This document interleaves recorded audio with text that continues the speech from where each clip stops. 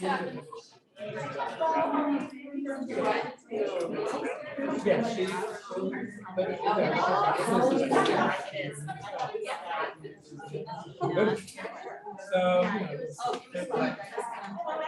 you?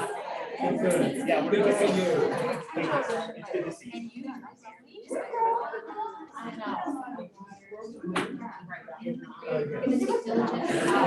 Hi everyone. Good late morning, almost afternoon. Good to see you. Good Friday. No, it's not Good Friday, but it's Happy Friday. For those of you who I haven't met yet, I'm Scott Matlick, the president of the chapter for this year. I'm happy to serve you with that. We also have half a dozen or more people joining us through Zoom, so welcome to you all. We'll do our best to share your comments and questions through the chat, so feel free to use that, and we'll make that an active part of the room. But I'm glad you all had a chance to work with each other. We're very interested, before you leave today, if you wouldn't mind talking to myself or any of the other board members. So we've got Jen in the room, we've got Lana in the room, Elise is back there as well, to let us know about how these meetings could work well for you next year. Do you like the morning? Do you like the afternoon? Friday's still working for you? In person, hybrid, all of that, we want to work it out so that we can make these meetings work for everyone. A few announcements for everyone. This statewide conference is coming up in just 2 weeks. So if you haven't signed up yet, Northern Arizona is hosting it. It's up in Prescott at the Prescott Conference Center. So I know a few of us are coming up from Southern Arizona. There's about 60 people or so signed up already. So it's a quick one. It's only a one-day conference, but it should be great. Mike Geiger, who's the president of AFP Global, is going to be there. And then we also have a couple of wonderful Southern Arizona presenters. We've got Lana, who's presenting in the room. We've got Lana and Jenny and Lisa's partner Laura is presenting. We also have Jennifer Giussini presenting. And there's some people from around the country as well. So really good mix of folks and lots to learn and share with for there. So please sign up. Speaking of the statewide conference, we're hosting it in Tucson in 2 years. And so next year we'll start the planning committee. If you're interested in being a part of that or any other part of the board, if you'll submit a form, we've got an open nominations process and we'd love for people to come and join us as part of the board of directors.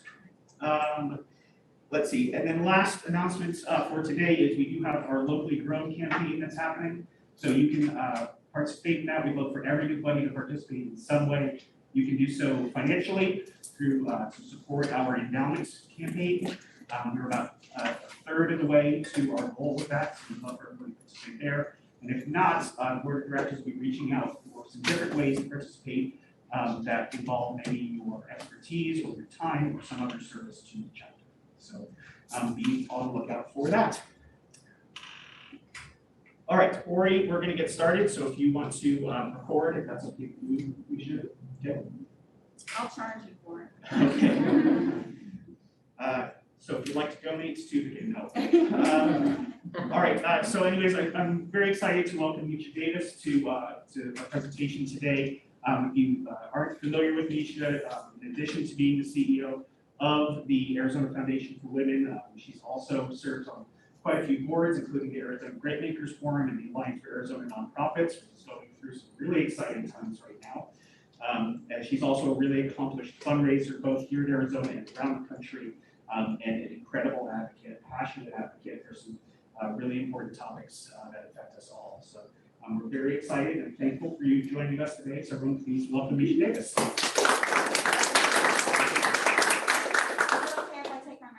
Yes. Well, thank you all for joining. I'm, pretty excited. I always like to talk about me, but it is interesting to talk about. I never thought about it until Jennifer asked me if I would speak. What it meant to be a person who is in an industry who, in the beginning when I first started, didn't look like me. So. And I was never exposed to anything around philanthropy, fundraising, giving, and all of that. So that's where this title comes in, where as I start to go through and think about it, how things changed and evolved, and has seen it from my lens of how this does impact or doesn't impact how I help nonprofits. Because at the end of the day, it's not about me, right? It's about the missions that we're trying to help and the people that we're trying to help in the communities we're trying to help. So that's what today is going to be about. Oh, yay, it works. I want you to know that I'm coming from it from a couple of different angles. Yeah, it keeps It's going in and out, popping. so not sure why that's happening. But it's coming from a different lens of my experiences in different situations, including the LGBTQ plus community. So it's just gonna be interesting. Misha, speaking of angles, the folks on Zoom are requesting that you just move a little bit that way because you're right behind the pole. I don't want to be in front of the screen. Is that better? There we go. Okay. So, I don't know why this is moving.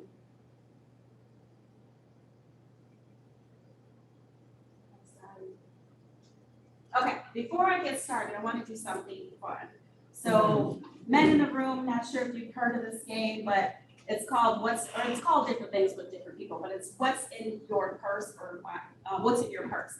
And it's usually done at baby showers, bridal showers, and it's a game where you say, there's a list of things, and whoever has the most of those items in their purse wins, right? So it could be anything from lipstick, Kleenex, or tissue, pens, mirror, lipstick, whatever it could be. So you want to have the most things in your purse.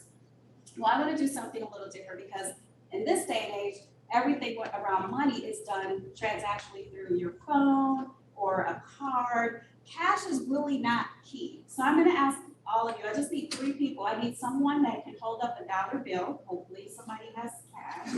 Someone that can hold up a 5. I need you to physically take it out. Someone that has a $5 bill and possibly a 10. So let's hope that we can get, what do we have? Okay, so we have a 10. I need a 5 and a 1. A 1, who has a 5? I have nothing. Anybody have a 6 or a 20? Okay, so whoever got it out first, okay? So I'm gonna come by, so I just wanna borrow this. You're a really good person. So remember, Jenny has the 20, okay? So I wanna give somebody Jenny's 20. Oh, I have a 20. Oh, okay. And Lisa has the 1, and then you have 5? Okay. So remember, so we don't forget. Now, I'm not gonna do a magic trick where I'm gonna fold it, rip it in little pieces. I'm not gonna change the 1 to a 20 and the 20 to a 5. So, here's the thing. Okay, this is a little demonstration. Let's see if I can get this to work. Okay, why did you give me your money? Because you asked for it. Yeah, but why? I trust you. Why? I can trust you. Give it back to you. What was it? You trust me? Yeah. Anybody else have a reason why? Just interested to see what you were gonna do She with said the it. 20. It was interesting what? I was interested to see what you were gonna do with it. Okay, I just wanted to take your money. And look how easily that was for you to take your money, right? You are a gifted fundraiser. So here's the thing, this is what I was hoping you would say, that you trusted me, you did, right? Let's see, it's kind of slow, that you were confident, you're in a safe place, right? AMP, you come to these meetings and it's gonna go in and out. You think I'm honest, hopefully, right? And it's a comfort zone. So, but let me ask you this. Did it matter to you that I was Black? Okay, good. You'll see why I'm asking. So perfect. Thank you for volunteering. And so with that, I have little gifts for those who volunteer. So try to do little fun things. I was looking for, what is it called? The $10,000, $100,000 candy bar. I went to all the authentic candy places and nobody has those anymore. So I got some other cool stuff. So enjoy. You can share with friends. So anyway, thank you for doing that. So, and see, I didn't do anything. But today I'm not speaking for all Blacks. And I'm going to share something to you. You noticed in my title, I had Blacks implications, and I'll show you that in a second. People of color, women, I'm not representing any of these groups. This is my personal story, my personal journey. So please don't go back and say, Misha said all Black women. And I'm not representing all developers, fundraisers, or anyone in the philanthropic sector. And like I said, these are my personal experiences through my lens. All right, so the beginning. It started with literally, I'm not kidding you. My mom tells me all these stories of like, her favorite phrase is, whose child are you? Because I was not normal. So I was very alert. I was aware, I was very inquisitive, still am to this day. All right, so one of the things that I want to talk about is what's the difference of anything? So the first time that I can recollect difference was when I was in kindergarten. It comes up on to the pointer. So it's when I was in kindergarten. Now, my school unfortunately isn't there anymore, but the church still is. This is Bethany Lutheran Church in Milwaukee, Wisconsin. So I'll give you a little history so you can understand how I believe I got to where I'm at. You need to understand who I am. So I remember walking into the school, and like all of you, when you were little, everything seemed ginormous. And I feel like that walkway to that front door was so long. When I went back, I was, oh my goodness, this place is tiny. Our 5th grade class, I remember walking in, going down the hallway to the right, gymnasium was on the left, and the kindergarten class was the only classroom on the right, or in that whole hallway. I remember walking into the classroom, and this is what I saw. Immediately to my right was all the toys that the boys played with. It was like the boys' land. And then there was a wall when you first walked in, it was like a half wall. And if you walked around that wall, it was all the girls' stuff, the girls' playing. So it's all the girls, the kitchenette, the dolls. Now, mind you, I did not like dolls as a kid. I still don't like dolls. I think they freak me out. I hated being in anybody's kitchen. And today, I still hate being in the kitchen. And she knows, I don't like to cook, but I love to cook. I'll come in the kitchen when the food is laid out and ready to eat. So, but I wasn't really different. I said I was special and unique. So here's the thing. Okay, that's not me, and that's not my friends that I went to school with, but I couldn't find any other picture with 3 boys and a girl. My best friends from kindergarten through grade school was Robbie and Randy. I'm not gonna use last names, they were twins, and John. And I remember them like it's nobody's business, my best friends. Now, I was a black girl, they were white boys. Who would have thought that and I was in a very integrated school, all different nationalities at that time in the school. Those are my best friends. Well, so that's really me. So the thing about that really quickly is my teacher, kindergarten teacher, tried to have me expelled multiple times. Did you hear that? I was 5 years old, and they called my mom all the time and said, you have to come get her.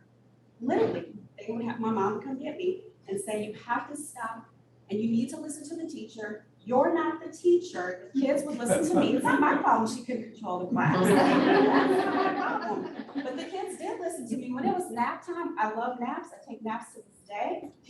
Did it even when I was in college. My friends are like, where are you going? I'm like, it's nap time. And so I would fight with her about 2 things. I want to play with the trucks. I want to climb, I want to, jump from the highest point I can and do everything. I want to play cops and robbers and with the little army men. And her and I fought all the time. And she would tell me, little girls don't play with those things. Little girls belong over here. I'm like, that's your opinion. I mean, I didn't say that, of course, but now as I'm older. So I believe some of these things helped mold my mind and what's right. So I've been fighting for equality before I even knew anything about equality. So then I move on to Trinity Lutheran. So about halfway through my schooling, my mom transferred me. I'm a city kid, very poor community, like we were poor. It was my mom's a single mom, just her and I. She decides, I'm gonna take my daughter to this school out in farm country, a German descent community that has built up, and let her go to school there. So we're going to school and everything's changing.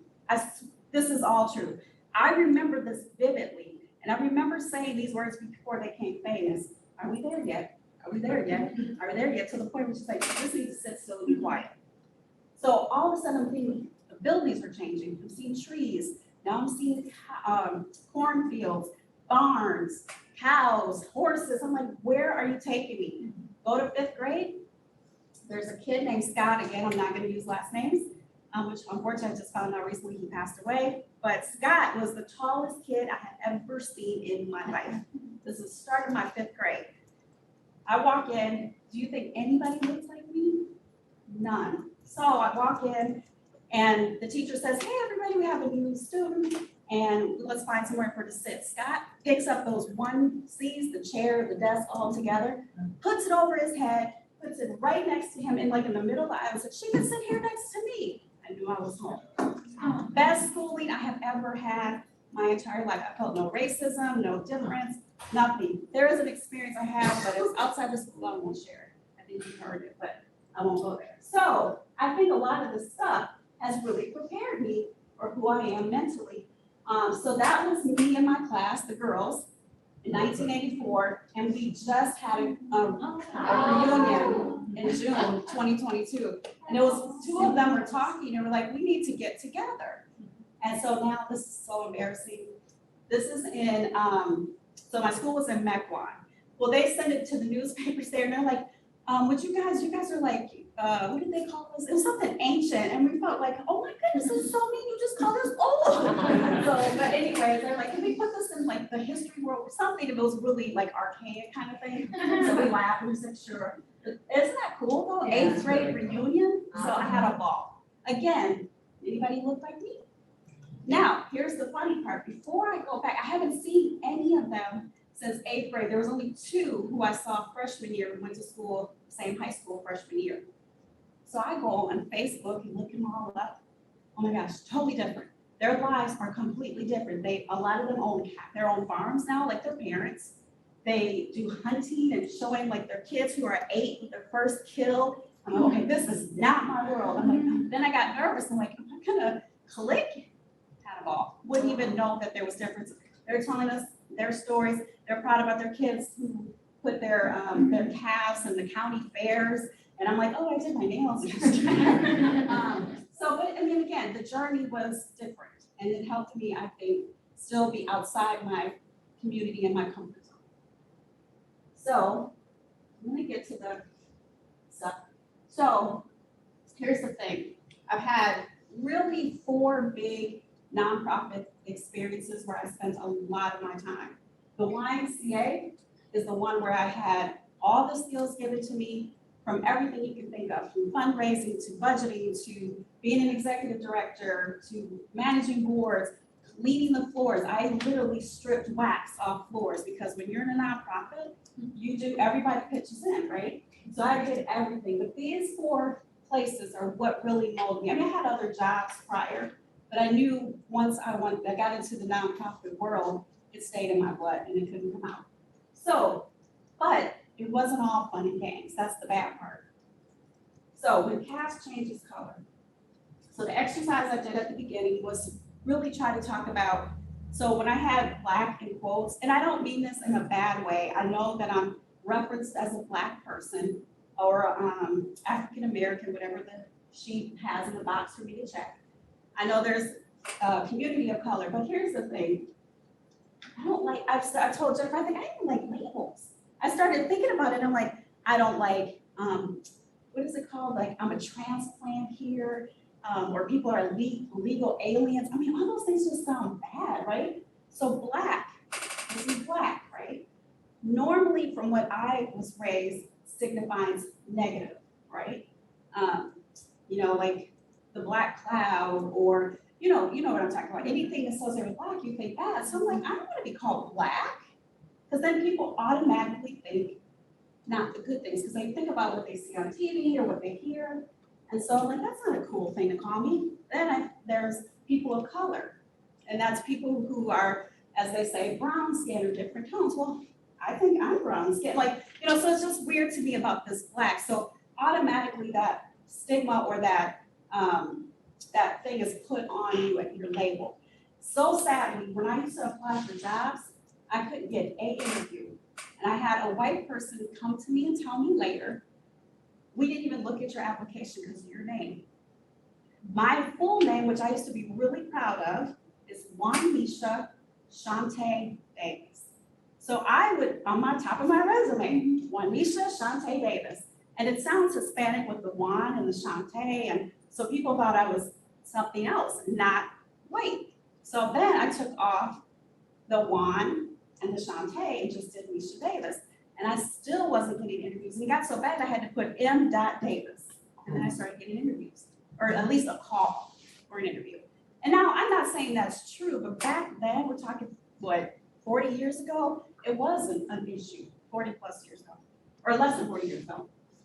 So I shouldn't have to do that, but automatically, because my address was an issue. So I took the address off my resume, because they already knew in Milwaukee, it's very segregated. So if you lived in this community, you're most likely Black. If you live here, you're most likely Hispanic. So they already knew. And so I already had checked myself out of every opportunity, but they didn't know me. They had never met me. So they didn't really know my skills, my qualifications, my passion. So they're lost, right? That's what I always say. So then when I started getting into philanthropy and into fundraising for nonprofits, it started with the why.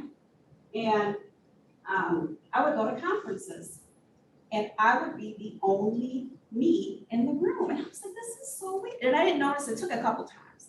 I would go to a conference in Chicago that had over 2,000 people, and I am looking for people like me. Now you'll see people like me. It's not a big deal now, but back then it was extremely hard, especially in Milwaukee. No one did fundraising in my community, let alone give money, and I'm not getting anything back. Well, we know you're getting something back, but the average person who's never been in fundraising thinks, okay, I just gave you $5 to have a remote. Or I just gave you $5 and I'm not getting anything. Like, I can't touch it, I can't use it. So it was different. The other thing is the interviews. I would go on interviews and be asked the most inappropriate questions. Today would be illegal. Although I still are asked questions, and I just don't say anything. I don't go to people and want to stir something, get that company in trouble because of one person. And I don't want to offend anybody in the room, but every bad interview where I could tell it was going towards, but you're Black, basically is what they were trying to say, was white older men. And so how it would work is they would ask the same question a million times with different ways. And the bottom line, I started to hear it, oh, you're saying, how are you going to go to Jennifer? She's a billionaire, like the Gates. I know, right? Yes. Come on, guys. How are you going to get her to give you money? But they would say it in a way where I knew what they were implying. How are you, as a Black woman who has no money, going to ask a billionaire to give you money? So sadly, there was someone here, there's an organization here. I interviewed, went through so many interviews with this organization. I love them. Then I had the last interview. It was the CEO, white older male, and I could tell he's not gonna hire me, no way. The questions he's asking me, it's all about this. And he doesn't think that I'm going to be able to talk, because we're talking high wealth individuals. There's no way this girl is gonna be able to do that. So after, I still kind of was close to the people who interviewed me, because I ended up moving here, getting a job, and they were like, oh my gosh, it's good to see you, and I'd have lunch. One of us, we still are connected to this day. They told me they all were for me, and it was him. I said, oh, I already knew that. So then 6 months later, I'm here in Arizona. I get a huge gift in 6 months in my first job from the Parsons. And then that ended up to be 8 million by the time I left. I had gotten 8 million from that. 6 months. So literally, he's in a meeting with them, and they told me all of this. He turns to them and he said, I made a mistake, didn't I? You're like, yeah, we told you to hire her. Now, I'm not saying I'm all that. That's not what I'm saying. But the reality is he didn't give me a chance. He didn't know that I was going to be the hardest working person he ever had. And if I'm passionate about it, I'm all in. And I only go to organizations that I can do that. There's great nonprofits. I think every mission is important, but you have to be really passionate about the ones you're going to, work for. So that was my really worst experiences is interviews. So I'm going to tell you some things that I personally did to damage myself. And I got embarrassed. It was learning lessons. So, like I said, the why was probably the place. I was there almost 12 years. So that was a place where I learned everything. So one of the things I did is when I became executive director for the first time, I go to a meeting. We have this new CEO. There was no CEO when I came. They were in the search. So this new CEO comes on. He's like, we're going to really do endowments. Like we have to grow our endowment. We have to build this nest egg for the future. So all executive directors will have an endowment goal. So we have people come in and train us. This is a long time ago before not too many people out there at the universities and hospitals were really doing endowments. So he does this. We go to this meeting and he says, all of you have a goal, but before you make your first ask, you all have to give to the endowment. Okay. Minimum of $25,000. So, okay, first of all, I work in the YMCA, that's in, as you would say, the hood.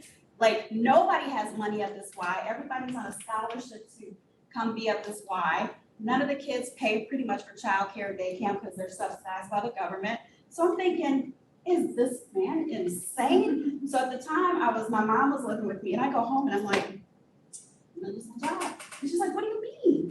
I'm like, this man said I have to give 20, he sees our paychecks, like, there's no way I can give 25,000. And she's like, well, I have never heard it, can he do that? And I'm like, well, they're telling us we have to meet these goals and we can't make our first ask to anyone until we give, because it's easier to give or ask when you're giving, right? So I go, a couple days later, we're doing a series of trainings before we launch this. And this gentleman comes in and he starts talking about policies, how you can do an insurance policy and how you can give a $25,000 policy, but it only costs this much.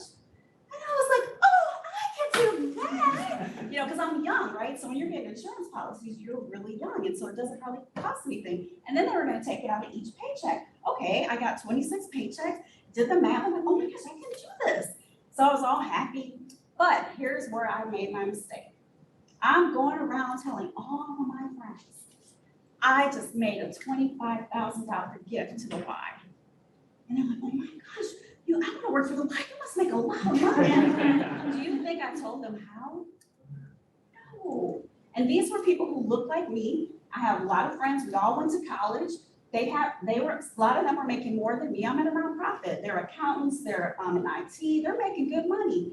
I made the worst mistake and not even telling about this and how wonderful it felt for me and how wonderful it would feel for them, even if it's a different organization, not mine, but how you can do this and it costs nothing and you feel, and I was proud. And I have fully paid for that policy, so if I die, I don't want to die again. But if I die, they get $25,000 off the bat. My first ever gift, but I didn't train anybody else like me. I just bragged because I felt like I was on top of the world. And to this day, they're like, I still don't know how you did that. Well, now I tell them, but back then it was like, you show us your biggest mistake. So those are kind of things, I mean, I could go on and on, but my own community, I kind of said, they can't do this. You know, they wouldn't be able to do this. Or I didn't even consider that. Shame on me. And I'll be honest, all I did was go after white donors for my organization. And we did have some, you know, because the area was starting to change, gentrification, all that. So I was trying to attract all of those people because I thought they all have money. But I learned later on that wasn't the case. And then I started asking people who have been members for a long time. But again, it was harder because they were never raised about giving and philanthropy. So I'd have to like kind of make them feel guilty and do the bullying tactic in a fun way. But all the older men were like, you always give my money. I'm already paying a membership and now you want more. I'm like, yeah, but we need this and the kids have to go to the school and you know, you just could pull at the heartstrings. So my own mistake as a Black woman to my own community, but I don't do that anymore. Everybody knows me. They run.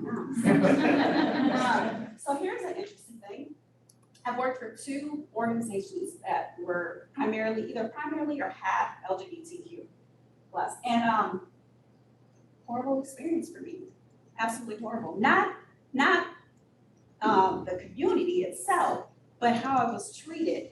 Matter of fact, I'm not going to say the organization. I was in board meetings when board members would say, we will not hire, they have to be gay, they have to be white, and they have to be male. I'm talking recent years. I mean, this isn't 20 years ago. You cannot say that. That's illegal. But these are the things that were being said. And then I had found out later, there was a board member who hated me because did not want me to have that job because I was a Black woman, and he made that very clear to other people. And because they liked me and saw that she's really passionate, she's really good. they would come and tell me, because people trusted me and wanted to say, just want you to know, I have your best interest at heart. Be careful what you say or do around him, because he's mad because you have this job as a Black woman. You don't represent the LGBT community and you're straight. What does that have to do? I have a family member that died that was gay. So and died of AIDS. So how do you even know my story? So you judging me because of this. So very bullying mentality that I experienced from the board, because they all loved him because he had money. So they listened and did whatever he said. And so if he didn't like you, not just me, it was other people. I worked with a woman who was Jewish, didn't like her. So he was, and I'm thinking, oh my goodness, the LGBT community of all communities who have struggled has the audacity to hate me. So, it's just like that kind of thing is really disheartening. They didn't understand me, and they forgot the real reason why they were on that board. It's about the mission. Why are you here? Because clearly your priorities and your thought process about this whole system is wrong. So I was really shocked that I saw an LGBT person that was loaded with money and, people respected, and was that type of person. So again, it shouldn't be about that, right? But it is. So these are the things that those experiences made me so angry. And I'm a very competitive person, and that's what you'll see in the next slide if it comes up. I'm a competitive, like I played every sport. I tried to get Black football started for my, was it middle school? Middle school? Yeah, because it's great in middle and high. I've been out of school so long, I can't remember. And I don't even know if you guys call it here like that. They break it up in the Midwest. But I tried to start Black football and I almost got expelled because I was getting petitions. Like every grade I almost got expelled. And my mom's like, I can't do this anymore. I'm gonna lose my job. I'm always having to come and get you and talk you to school out of kicking you out. And she's like, you know what expel means, right? It's not suspension. It means you can't come back ever. And in the district, by the way. So anyways, I never got expelled because I was always fighting for rights. And my favorite phrase was, I'm calling Contact 6. And Contact 6 was the TV station that if any wrongdoing happened, you can call in and they go investigate. And so as soon as I would say that, they'd leave me alone. But I was fighting for rights. Like I was things that were really, I felt passionate about. And I was a kid, I didn't even know I was doing it. So I felt like if I'm moving forward, I kind of talked about like coming through, I'm gonna even be bigger and better until I retire is my goal. So my experiences have really, really helped me be resilient. And I have the happy face because guess what? I'm enjoying every moment of it. I talked about some of these bad stories, but you can't take away some of the things that I've done. Watching people who have HIV, AIDS, who look forward to seeing you. And I'm not even a therapist or the doctor, but because I had talked to them. I had a CEO tell me one time, you can't talk to those people. What? I'm the VP of development. I don't need you spending your time with them. You need to be fundraising. But they're our story.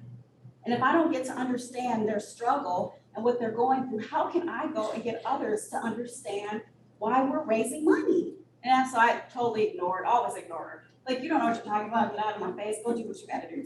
I got this. But it is true. You have to be immersed in the people you're working with. Otherwise, you don't even know what you're talking about. So one of my favorite singers, and some people will say, Misha, she can't sing.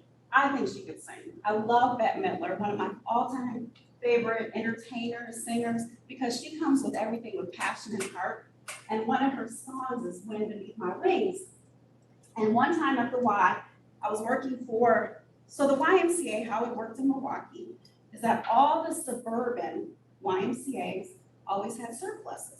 And so this new CEO who came in and said, you gotta give $25,000, we're gonna do endowment. He also told all of them, a portion of your surplus is going to one of these inner city YMCAs, because we need to show that we're taking our investments and putting it into the communities that need us most, okay? Because the Y is about everybody, not just different groups.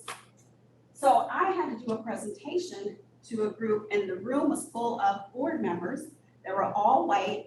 I think there was maybe one or two women in there, but it was all males. And I did a presentation And it was so simple. This was before all the fancy stuff with PowerPoints and, Snapchat and all that stuff. There was none of that. You have to figure this PowerPoint thing out. I put a presentation together, still photos, with all the children of the Y that they were supporting, because it was just a youth center. And I played this song. And at the end, I had it timed perfectly, like every slide went with like a message from the song. And at the end, that you're my hero, and it just turned with the cutest group of kids you would have ever seen, like your heart would melt. So I leave. The next day, the COO, who happened to be at that meeting, called me and said, do you know, every one of them was ready to pull out their wallets and write checks. I wasn't there to make an ask. I was letting them know how their investment has really helped this youth center. And they were ready to give more. And they asked him, he's like, how can we do more and give more? And he's like, you need to do all of our presentations. And then the other thing is, I had the opportunity, you saw the slide with the pool, with the Y, and it was like, I don't know if you noticed it, but it had a mountain. It was like an African themed base. We had partnerships with different Ys around the world. And one of our partners was Senegal and Ghana. And so they came and helped christen our building. They brought us these huge, massive kente cloths, did all this great stuff. They, blessed the buildings. And so we built one of them have like this mountain with a waterfall. And so we kind of built this waterfall in the pool for the kids. You never see that in an urban inner city area ever. And so we got national attention for that. But that Y, when they were doing the capital campaign, I went to one meeting with the CEO, and he was trying to get people to make gifts for the capital campaign for this building in the inner city. And I went to one after a few, and they gave like nobody's business. And he called me, he's like, you're coming to every one of these meetings. And it wasn't that he couldn't close it, he didn't know the story. He didn't know the history behind the people in the neighborhood, because they all looked like me. And so it was like another white man trying to ask another white man or woman to give money to something that he wasn't immersed in. And so again, it's not that I'm all bad and I know what I'm doing. It's because I have passion, I care, and I was one of those kids. This is my community. So it was easier. So I went to all of those meetings. But the heart, I have the heart for it. That this is what I do. I could easily go work for a profit, which I have done. And then I'd be like, what? We're giving how much to the shareholders? This is what I'm doing? And there's nothing wrong with that. Everyone should make money, but I didn't feel gratified. I didn't feel full because I was helping these shareholders get richer and richer. But I felt great when I was helping families who didn't have food on the table to feed their kids, because we had meals in the morning and meals after school that they couldn't feed them. Those are the things that make me get up in the morning. So my heart and my time. This is where I put my time. So I'm getting choked out because I have to get passionate about this stuff. I love working for great missions. So my journey, let me just say, has been wonderful. I wouldn't change one thing. I wouldn't change any of those bad interviews. I wouldn't change, I've had other stuff people have told me on the side, but you're like, oh my gosh, that's horrible. I wouldn't change any of it because it made me who I am today. It made me stronger, more resilient. And personally, I kind of like poking it back at him, like, see, I told you, this is what you missed. And the other thing is, almost, I would say 90% of interviews, when I got to this level, I'd be the last of two. And they never hired me. And then, sure enough, like 6 months later, the person they hired was gone. Another organization, less than a year, that person was gone. But I stick around. I don't care how bad the situation is in organizations, I do my best to stay through all the bad times. I mean, COVID has proved it for all of us, right? Like, we're still where we're at, most of us. So for me, it's all about those lessons were the best. And those bad experiences were the best. I take them and I run with them. And it just makes me better and gives me energy, like a power pellet from Pac-Man. This could be better. So that ages me there too. But it fuels me. So, and then one thing I don't like is when people tell me I can't do something. How dare you tell me I can't do something? So one last thing, when I moved here to Arizona, I had a lot of friends and family who would talk to me. I'm like, what are you doing? Like, I can't believe you're moving to a state that was almost one of the last to accept Martin Luther King Day. And I said, well, I love the heat. I love the mountains and hiking. And I love it here, it's beautiful. And last I checked, this is a free country, you can live wherever you wanna live. I'm not gonna let anybody tell me where I can't live. And guess what? It takes people like me to make change.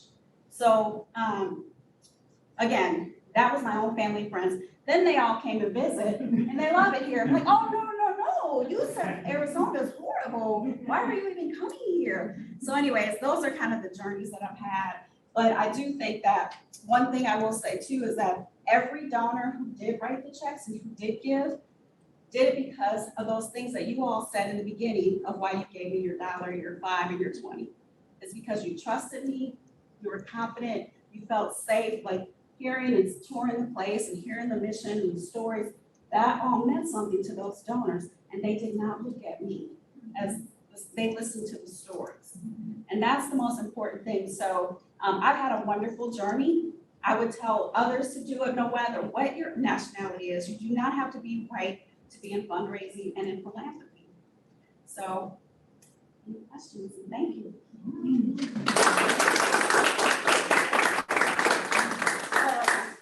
That's me. I still feel like that little girl. Super, the Energizer Bunny. I should use the Energizer Bunny, but I don't even know I'm up there. But yes. So in one of your slides, you had about your career trajectory. You have several other logos, and obviously with women's foundation now. Can you talk just briefly about the trajectory of how you got from Y to being CEO? Absolutely. I know you had a couple of other places maybe you worked in. So it's funny how I got in the Y. And how many, can I just ask you real quick, how many of you went to school and then said, I'm gonna do this, and went to school for it, and you're not doing that? Okay, that's what happened to me. I knew what I wanted to do. I was gonna be this VP of marketing. Like I knew I was gonna be VP of marketing at a top agency in LA, Chicago, or New York. I knew it because I had the best teacher in college who taught this marketing class, and I'm like, that's it. I love doing commercials. I'm the person before commercials became $1 million+ industry at Super Bowl times. I'm like, shut up, I'm trying to watch the commercials. I'm like, who watches a commercial during the Super Bowl? Well, now that is a thing to do. I was doing that before it was a thing. So I was working at a bank, and this is so true. It was a small local community bank. It was wonderful. The CEO knew everybody's name. And this was at a time where they didn't hire cleaning crews. You had your own cleaning people in the building. So he knew every cleaning person's name, the tellers as they were called back then. He knew everybody's name. Then we got bought out by another bank. And they were a little bit smaller, but they were still local community, same thing. He was the CEO. And we got bought out by a bank out of another state. I won't say the bank because they recently moved here, but they may have changed now. But what they did was, they brought in all these men, white men from that state, got rid of all the women who had jobs in the C-suite or the B as vice presidents. And so we no longer need your jobs. Brought these people in to do the exact same thing with different titles. But everybody knew it was so obvious. So I had a girlfriend who, she's doing really, really well now. She's one of our members. And she went to school to be an accountant. They would never hire her.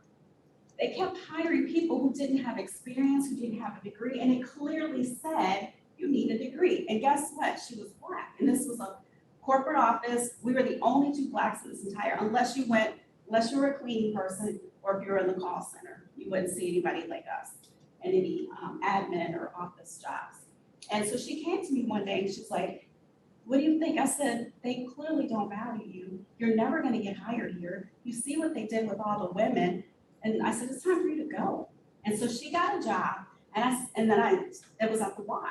And I jokingly said, take me with you. If you see something, let me know. And I knew nothing about the Y, or I had never been to a Y. I just said it because I knew to get out of there. So I applied for a program director. I was one of those people who didn't know any better. You don't apply for things you have no experience, but I was so desperate. So they, of course, sent me a rejection letter. And then they sent me another letter, she sent me another job, and it was a membership in marketing, which I was going to school for. And I was like, and that's what I was doing at the bank, is marketing. I was like, this is perfect, got hired. That's how I ended up in Y. And then I never wanted to be an executive director, ever. they told me I needed to be. And because what I wanted to do and where I wanted to go, they're like, you have to have this job to get to that. And then now I'm still here. I love being executive director, CEO. So, well, thanks. It was by mistake. How long have you been at the last? How- How long have you been? It'll be 6 years in October. I can't believe, 6 years. And I would still probably be at my organization in Minnesota where I moved from, but my husband and I ended up coming here. So, yeah, had we not, I probably would still be there. So, one of the things I find having to work and fundraise in white spaces is that it takes something out of you, as strong as your skin may be, as thick as your skin may be.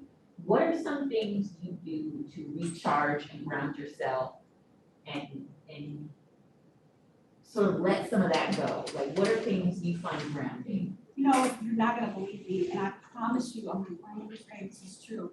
I don't even think about that at all. No, I'm serious, until I'm in the situation where it's happening, I can see it. But I haven't had that, not know what, never with a donor. Never with a donor. It was the people that were working at the organization, the volunteers, the interviewers. Not one donor have I ever felt that. And I don't know why. I don't know if it is my confidence. One thing I didn't tell you is when I was back in the day, those who are older, when you would take your kids to be on a plane, they would go with the flight attendants. So my mom would give the flight attendants to me as an infant.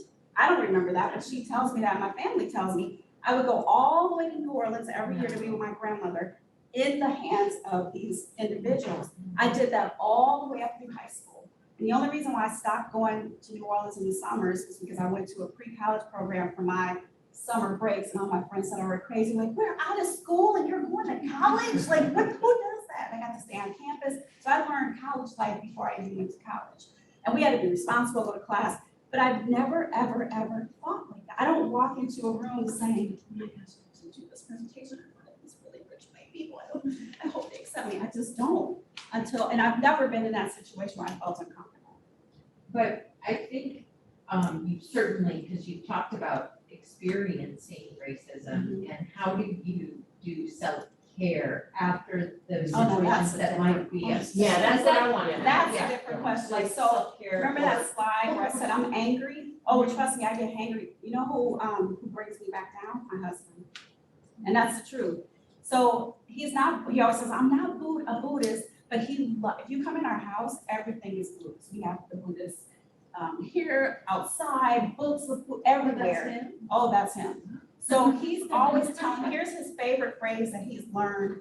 And I would say favorite, he really embraces it. And I say it all the time. Don't let them mess with your inner peace. That is the one thing he always tells me. He meditates religiously, and he's always meditating for others, not himself or me. And we always say, this is our phrase, because things have happened to me here, races. I've been called the N-word not too long ago. My mom was in the car. Now, I was angry and I was chasing the person. My mom's like, stop, don't chase them. And I'm like, no, I want to get to the place. I want to report, but I stopped because she was having a panic attack. But we have this little saying, if something happens like that to us, and the other day, I'm not kidding you, a white person did this to him. And like, you're shooting the gun. How do you do that? You shoot the gun? I don't even know how to do it. And I said, you can't, like, he just told me this yesterday. I'm mortified. And I said, wait, I thought you said he gave you the finger. He's like, no, he pointed like he wanted to shoot me. And then I had to watch him because he got on the freeway with me, and I was making sure he wasn't following me because you just don't know these days. Yeah. So we always call and say, I have Buddha today. And that's what we say to each other. That's how we know something happened. But Buddha is, you have to have peace. You have to let it go. You have to breathe, calm yourself down, and let it go. And so I tell my friends, this is true. There's nothing wrong with you. That person's having a bad day or something really bad can happen, or they could be racist. But even if it's not a racist thing, it's just someone's angry and gets mad at you and starts yelling, there's something going on with them. And so I really do try to embrace that, but it's hard. I'm not gonna lie, it's hard. And it's not always race. It's just people just being angry. I've been around angry Black people, and I'm like, okay, they're having a bad day. It has nothing to do with me. I go to the grocery store now. Sometimes I'm bad, and I'll say, your problem is not my problem. And if you're having a bad day, you should be at work today, because none of us deserve how you're treated. And I have done that. My mom, just stop talking to people like that. Like, I can't help it. They need to know they shouldn't be here today. You hate your job, get a different job. I don't want to be treated. I used to be in customer service. That's all I did is, coming up to pay my way through school until I worked at the bank. And I know what it's like to give. I used to be the top employee every month at this men's clothing store in the mall. Until the last month when the person said, Isha, it's your last day and so-and-so's been doing really good. Can you let them be the employee? And the mom said, you're really good. But that, you just have to, it's hard. But I have a support, and him and I do that to each other and help around us. Well, not until recently, maybe he's having issues, but yeah, I do work out, I run, and running is the best for me, because then I just think, and it clears my head, and then when I'm done running, I'm ready to conquer the world. It's so bad, when I worked at the Y, I had 150 employees plus. They knew if I hadn't worked out, and they would go get my bag, because I was heading in my office, said, you need to go work out, please go work out. But I used to work out twice a day. That's probably why I'm having knee problems right now. I would do aerobics and running, and I ran in 30, 20 degree weather in the Midwest, but I hate cold, but I wouldn't stop running. So that just shows you how resilient it is. Very peaceful. I am. You had a tough upbringing. I'm always that person that says, all my friends cry, my girlfriends, they all cry. I'm like, what are you crying for? Come on, get tough. One time we're watching some movie where someone, you probably know the name of the movie, but the guy knew he was dying, and he wrote these letters to his girlfriend, and she was reading them over time. And we're all on vacation together in Florida, and we decided to have a movie night, and we're watching the movie, and we're sitting there, and they're all sobbing. And I look over, and I'm like, why are you guys crying? They're like, what's wrong with you? It's just, how is this not affecting you? And I'm like, I'm sorry, I just can't do it. But I think I have tough skin. I really do.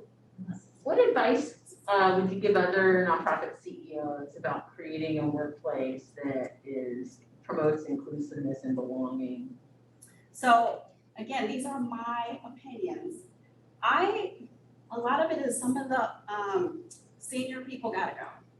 And I don't have any problems with age. It's not that I'm not being discriminating. I'm talking about their philosophy, their practice. They're not adjusting with the times. And it's not just that, but they're usually at the top. You also have people within the organization, all different ages, same thing. They're not adapting. They're not understanding that change is, inevitable in some places. Like, we're not gonna survive if we don't adapt, or if we're not listening to our clients and the people who need us. Those people have to go. They are not supposed to be in nonprofits. We talk about this. Sometimes there's people who have the worst skill set for customer service, but that's their point of contact for customer service.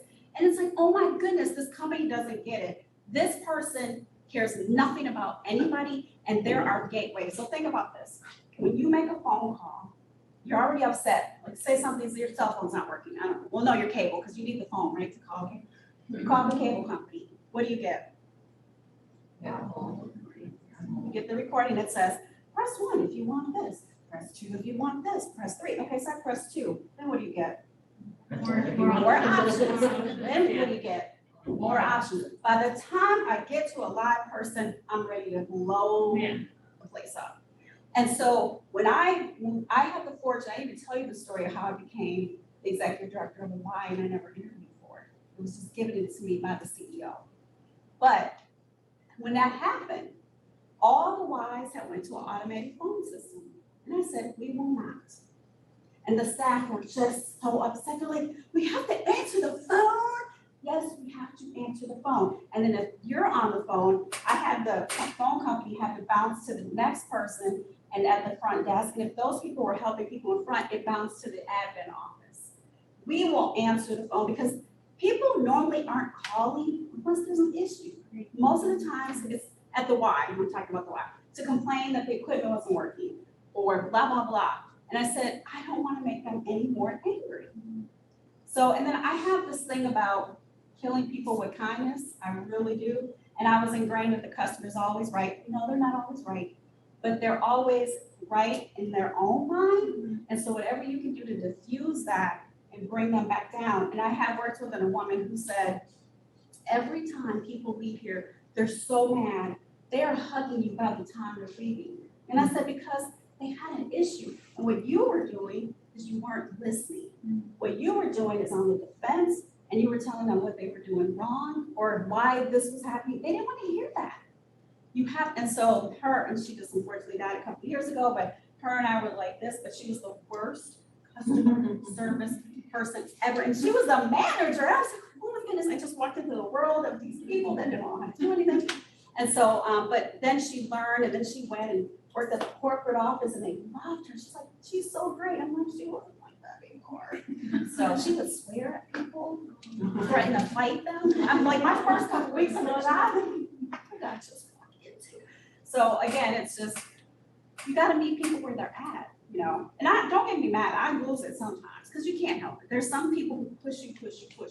And there's, not funny, but my friends and family do joke about this, because the same woman, her daughter used to watch me, and I didn't know she was watching me. And she said, whatever you do, don't get fired by Misha. And I'm like, why? Because all she's gonna do, you're not gonna slide. She's gonna give you a box of Kleenex, slide it across and say, whatever you get yourself. Because you've pushed me to the limit. I don't fire people unless they have pushed me to the limit. I've given them all the chances. And I'm not proud of this because I'm all about people. I really am. But some people have to learn lessons. So I would go to unemployment hearings. I won every unemployment hearing, and it's because I had all my I's dotted, all my T's crossed, and I had a long list of things. And they're like, she should have fired you 10 years ago. Like, nobody would give you these chances. And so and unfortunately they didn't get the unemployment, but they didn't listen, and they weren't, it was a lesson learned, and they all came back later. I'm not kidding you. Every person I fired, wasn't that many, but they always came begging for their job back, said, I learned so much from you, it was the best thing you could do was fire me. Because I wanted to do my job, and I was just doing whatever I wanted to do. So again, I'm just being where people are at. So, but it's hard. I'm not gonna sit here and pretend like I have all the answers. My mom always said she didn't know who I was, and luckily, as many times as she said that, you would have thought I'd have a complex of, am I really her daughter? And you would think I'd be, because she was very, what's the word? Very passive, scared of anything, no confrontation. She was an introvert, that's what I'm trying to say. Very introverted, and she would look at me and say, when we talk to people, like one time my grandmother, she was in her early 80s, I think she was 80. We're walking into a grocery store, and it was a pretty rough neighborhood. This is like 6-7 years ago. These two guys come out. Now I'm not gonna lie. If I saw them by myself, like in a dark alley, I'd be like ready to run and get in a fetal position. And they were just saying the most offensive, foul language. It just broke me down. And I said, excuse me. I said, I know you're not gonna want to hear what I have to say, but respect your elders. I said, she doesn't want to hear that. I don't want to hear that. And all of a sudden they're like, oh my gosh, we're so sorry, ma'am. We're so sorry, blah, blah, blah. And my grandmother, she's from the South, babe, I can't believe you said that. And then she said, you can't do that these days. You got to be careful. And I said, you know what? You're right. But sometimes I can't help it. And it just can't, I didn't even think about it.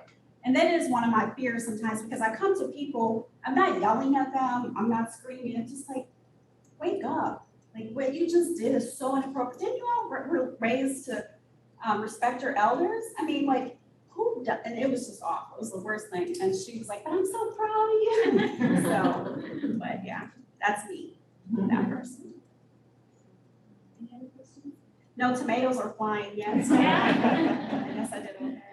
But again, this is my personal story, so please don't take this and think that this reflects all Black women in this field, because I don't know what their journey was. I have a girlfriend who never grew up around a Black person, and she's Black. She grew up in North Dakota, and her parents really were the Cosbys. Her mom was a doctor, and her dad's a doctor. They weren't attorney and doctor, but they were doctor, and they were loaded. Her dad's from Jamaica, but they're Black. She never grew up around a Black person. So her journey is completely different. She's doing very well. She's not in fundraising, but So your journeys are all different. Just because you're white or same ethnic group doesn't mean you have the same experiences. Depends on where you live, who you were around, who your mentors were, and so. I know it's probably not a typical topic you guys talk about at AFP, but I think it does help because you're gonna see more of us in this work and donors, by the way. We give, and I try to instill that in my family who still is like hitting a brick wall. They don't understand giving. They just don't, or volunteering for that matter. So I'm trying. So one person at a time.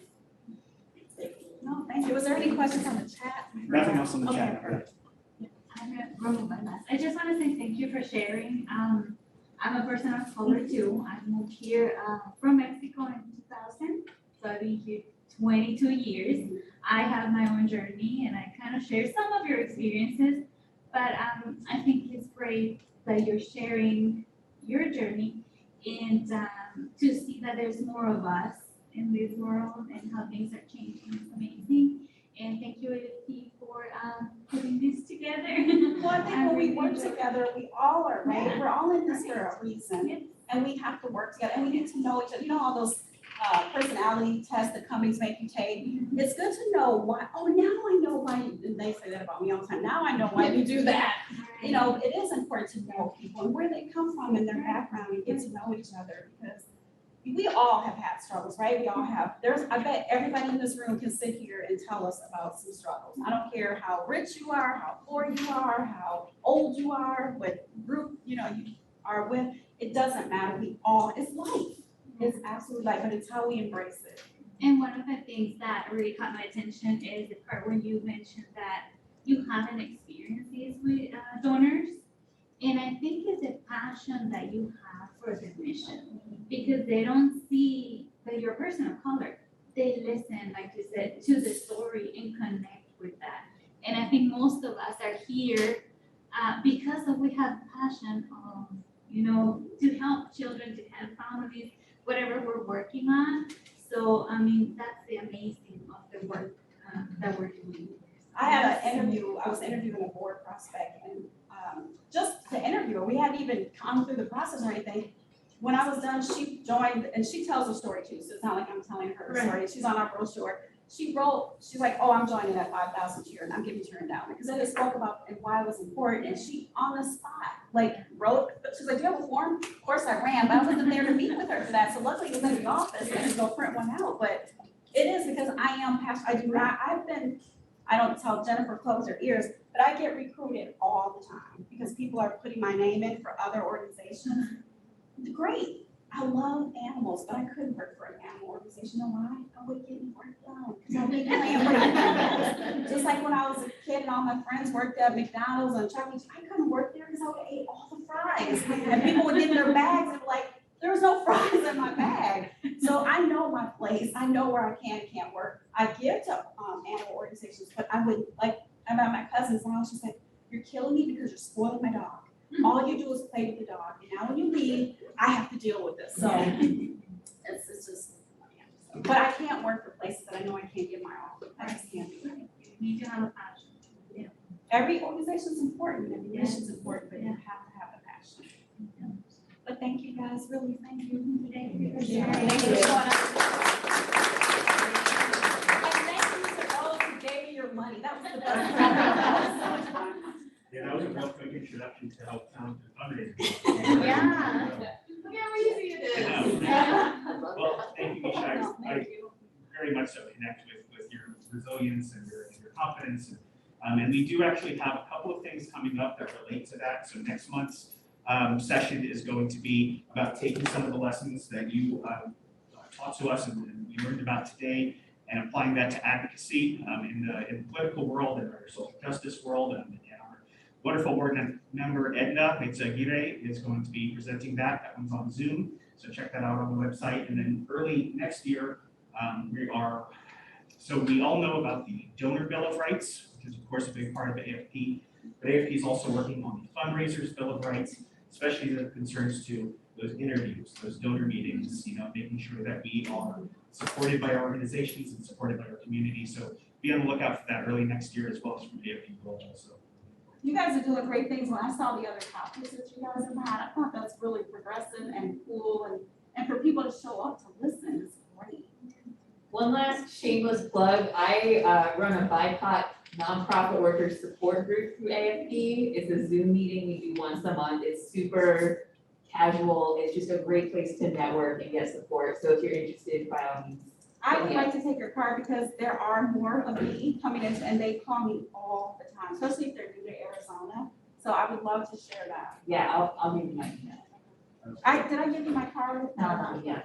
I put a few AFW kind of general info cards. They're not very big. They won't take too much space. In the back, if you're interested, it's not an AFW plug, but if you're just kind of interested in our work, it's That there. sounded like an AFW plug to me. Oh, they're just there if you wanna, you know, it's.